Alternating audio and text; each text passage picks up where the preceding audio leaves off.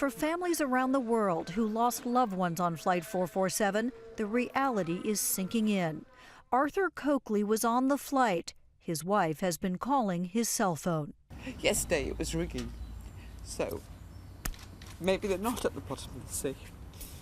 That's my hope, but I think it's maybe fading today. Ayn Rooney's friend was also on the Air France plane. The shock is just unbearable, to be honest. I think the more you think about it, the more you talk about it, it's kind of hitting home. And at least 2 Americans were on board. Michael and Ann Harris had moved to Brazil last year. Now that the Brazilian search plane has located pieces of the jumbo jet, the families and others are only left to wonder what went wrong.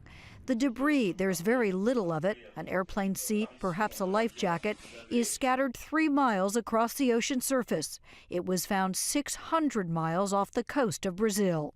The relatively small debris field may mean the Airbus jet entered the water mostly intact. A lot of the parts of the cabin are floatable, mainly seats and so on, but a lot of the airplane is not and would go to the bottom if given any sort of an opportunity. So you're not going to necessarily see an awful lot of the airplane floating on the surface. And after 24 hours, much of what might have been there for a while could have gotten waterlogged and sunk. Finding some of the wreckage is clearly a critical first step. But now investigators must begin to work backwards to try to pinpoint the actual location where the plane went down. Wind and sea currents could carry the debris a long way.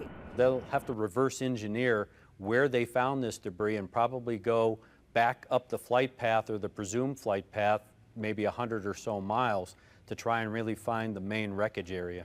Once investigators have narrowed the target area, ships with sophisticated sonar will go to work, scanning for underwater wreckage. This instrument would be connected to an armored cable, and it would be lowered down to the seabed, and it would emit sonar signals here, receive the echoes, and paint a picture for the scientists topside. John Perry Fish is an expert in underwater recovery and has helped locate black boxes, voice recorders, and flight data recorders from the oceans. But the location where Flight 447 went down, in some 13,000 feet of water, may prove especially challenging. Not necessarily because of the depth, but the terrain. That's mountainous terrain, it's rugged terrain, and that's a problem for search operations because geological features look a lot like debris, the debris that we'd be looking for. Debris such as those critical black boxes, similar to these. The recorders transmit a signal, a ping, that can be picked up by special listening devices. This instrument on these data recorders is absolutely essential to locating them once the debris field is found.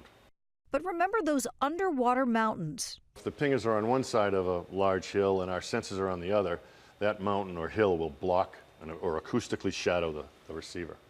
And those signals will only sound for 30 days. Then they go silent. But investigators aren't likely to rest until they find those crucial boxes. And once they do, it'll be up to a remote underwater vehicle to snag them. It has claws, it has thrusters. It's just like a car, but it's underwater, and instead of wheels, it has propellers. And it can maneuver itself around. It has television cameras. The pilots sit on board the ship, and they fly it, and they find the instrumentation of the black boxes with using that technology. Crash debris has been recovered from great depths. In 1987, a South African Airways jet went down in the Indian Ocean. The black boxes pulled up from more than 12,000 feet of water. And a cargo door that blew off a United flight over the Pacific found in 14,000 feet of water. It's critical that we figure out what was the cause of the accident. There was a clear cause, we just have to figure it out in order to assure people that we can basically prevent things like this from happening in the future.